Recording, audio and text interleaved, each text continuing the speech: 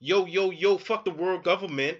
Yo, yo, yo, fuck the world government. Yo, yo, yo, fuck the world government. Check it out. Icka, wicka, wicka, wicka.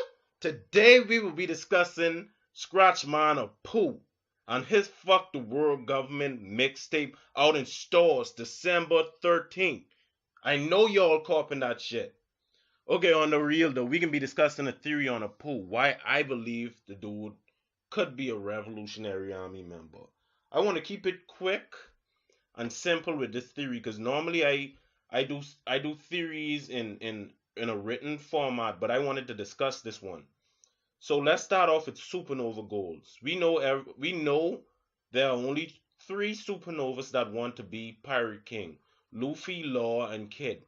So with all prominent characters in One Piece, they have to have goals. Like even if your goal is to fucking eat a cake or buy a new pair of socks or some shit, legendary socks, or buy some Jordans, that's a goal in One Piece. You understand? So with Apu, I feel like he has to have a goal. The next thing we can talk about is the prominent or the most common theories on who could be Revolutionary Army members.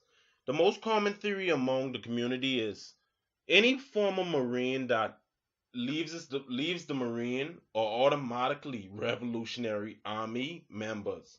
Like like Aokiji for example. Most people think he's a Revolutionary Army member because he left the Marines. Then another one is X Drake. Most people think he's a Revolutionary Army member because he's a ex-Rear Admiral. But first of all, I wanna say it doesn't work that way. Being a spy is all about the element of surprise. Like if you could predict somebody's a spy, that means there's a bad spy. Let's take Mother Caramel for example. Nobody believed that a nun could be selling children. So that's a great spy, right? Let's take Stussy for example. Stussy didn't come through with a fucking tribal mask or being 20 foot tall or nothing. She blended right in. Nobody could expect she was a spy. Let's take CP9 for example. These niggas were shipbuilders. You didn't thought these dudes, these lean looking dudes was super assassins. They blended right in. So when it come down to Aokiji or X Drake, these dudes don't blend in. These dudes, one is a fucking T-Rex, one of a ice type power. You understand? These dudes wouldn't make good spies because everybody could predict they are spies. Let's go with a Pooh. Nobody in the world would predict this nigga is a spy at all. Look at Pooh, he just sitting down making his mixtape, just uploading the shit to SoundCloud, getting hits and shit, coming with bars, nigga. Just raw bars. Nobody got better bars than a Pooh. Hands down. Real rap raw all day. A Pooh. You understand? So I can give my reasons on why I feel like a Pooh is a Revolutionary Army member. Let's start off with the Fist of Freedom. Anytime we see Revolutionary Army members, we see the Fist of Freedom. Monkey D. Dragon, when he liberated, when he saved Great Terminal, he raised his fist and told everybody to join him if they want to fight for freedom. Sabo, when he entered the Colosseum, he said, Ace, watch over me. And what did he do? He raised his fist. Impel down Ivankov. When Ivankov was introduced, the Okama members were all raising their fists as Ivankov was performing. You see, Oda does subtle stuff like that. Subtle shit like that you wouldn't pick up on if you just was like a regular reader of One Piece. Like if you just was a scene person. But I ain't scene, so I was pick up on shit like that. And even in Dressrosa, when we saw King Riku talking about the reverie, we have all these citizens in the same panel, on the same page, raising their fists. And then but 100 chapters later, we find out the Revolutionary Army, go into the reverie. You understand? To declare war. So how does this relate to Apu? In Brooks time skip, the island he got sent to in the time skip. I think he found his way to this long arm tribe island. All the dudes there were dressed like Apoo. They had the same design, same long arm style. They was raising their fists in the air. They was raising their fists in the air. The same Revolutionary Army fist we see everywhere in One Piece. They was raising their fists. I know somebody can say, "Oh man, Sean, get with this shit." Just because niggas raising their fist don't means they Revolutionary Army members, and y'all right, y'all right. So don't beat me, don't hit me with the tomato yet. Keep the tomato, okay? I can give y'all another reason why, another subtle foreshadowing that if you ain't insane like me, you probably would miss. Cause so I calling y'all sane. I just insane person. I just batshit crazy. The name of a pool's crew is the On Air Pirates. The On Air Pirates. On air could obviously mean the dude is a radio like DJ, but it could have a double meaning too. On air as in who has air powers in One Piece?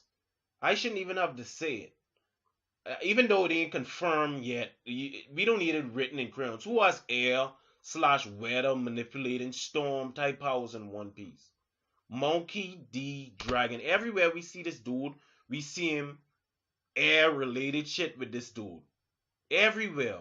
It even extends down to his commanders. Sabo, Dragon Breath, Ivankov, Deathwing, Kuma, Pod Cannons. Air related abilities. All the time with Monkey D. Dragon. And next we can go to his Jolly Roger. This dude have a lightning bolt running through his Jolly Roger. A lightning bolt. We know a character. We know that Dragon ability is related to weather and not really weather but wind that could produce lightning bolts. We know that we know his devil fruit is in that realm. So I don't want to say he has a weather like devil fruit because I know people can come after me, the mob, the One Piece mob. So I can just say the dude has his ability is being foreshadowed at being wind slash weather. Let's go to his design. Apoo's pre-time skip design. The dude has lightning bolts on his hairline. Lightning bolts. Two lightning bolts on each side. Okay? Lightning bolts. Like if we were to say Dragon dropped the lightning bolt that saved Luffy in Logtown, that would be a great way of combining the two together. The dude has lightning bolts for his hairline and his pre-time skip design. Okay? Lightning bolts. And in his post-time skip design, to even take this further, to even take this one step further, this dude is wearing aviator pilot-like goggles. All Revolutionary Army commanders wears pilot goggles. Remember back in the day, you used to have these type of planes with the open roof, like with just a single rider plane with the air just hit the open roof planes, normal like planes. And pilots had to wear the goggles so the wind wouldn't hit them in their face. So that's why I feel like all Revolutionary Army commanders wear goggles because when they're around Dragon and Dragon going all out, like I don't believe you could keep your eyes open because the wind just hitting you in your face. And when it comes down to Ivankov and Karasu, they don't wear goggles at all because I give you all a reason. Ivankov doesn't wear goggles because he has strong eyes. He's able to produce winks with his eyes, so he could take wind hitting his eyes and he could keep it open. Karasu's a bird or half bird, I should speculate. Birds fly in high winds. Okay, so that's another reason why. The next reason why is his powers. We look at all Revolutionary Army commanders. You don't have to have like a crazy battle devil fruit to be a Revolutionary Army commander. Take Sabo for example. He have a battle devil fruit, but we know the reason why he had to be the one to eat that devil fruit. We know why Oda gave it to him, so I will disclude Sabo from this theory. Let's take Kuma for example. Kuma could take any mission Dragon sent him on. He could travel anywhere in the world and take the dangerous missions Dragon gives him. He could heal his subordinates up easy, not heal, but remove their pain and damage. That's great for a super spy agent type dude. Even Koff. Even Koff could change his appearance, pigmentation, he could change growth. That's great for a spy. Let's take Morley for example. Morley could move underground and turn the ground to clay. That's great for a spy. Um Karasu, let's take his devil fruit for example. He good for being a messenger. He could deliver messages. He could spy. He could move around in the nighttime. That's great for being a spy. And plus, his devil fruit matches with the symbolism, like how the world government has seagulls, the Revolutionary Army has crows. All right, so that's great for spy. Let's take Betty's devil fruit for example. Betty's devil fruit is a moral booster. That's great for army general. Like if you're trying to rally the troops. So that's another great devil fruit for a spy. Let's take a Apoo devil fruit for example. A Apoo devil fruit is music. The first time we was introduced to this dude was rapping and shit and making beats and stuff. So Apoo's and everybody was focusing and looking at Apoo. They was fighting, and when Apoo started playing, it draw everybody attention. So Apoo's devil fruit is great for making a distraction and making a scene in places. It would allow dragon to infiltrate places and shit like that. You understand? Even music. If you look at the term music, music is a good for boosting morale. He calls his music fighting music. You understand? So his music could have two purposes. It could boost the morale of his crew, just like how Betty producing, uh, uh, just like how Betty reduce, bringing up the morale of the Revolutionary Army. He could be doing the same thing. You understand? So I don't feel like it's a stretch to say Apoo is a Revolutionary Army commander because I really believe out of all the supernovas, we already see Dragon infiltrating key world government, key places. He have one a warlord. He had somebody in Impel Down. So why not a supernova? Why not? You understand? I feel like I really feel like Apoo could be a super revolutionary, but I don't want ramble on it too much because I feel like I make my point so far, so I just can leave it like how it is. Okay, I hope.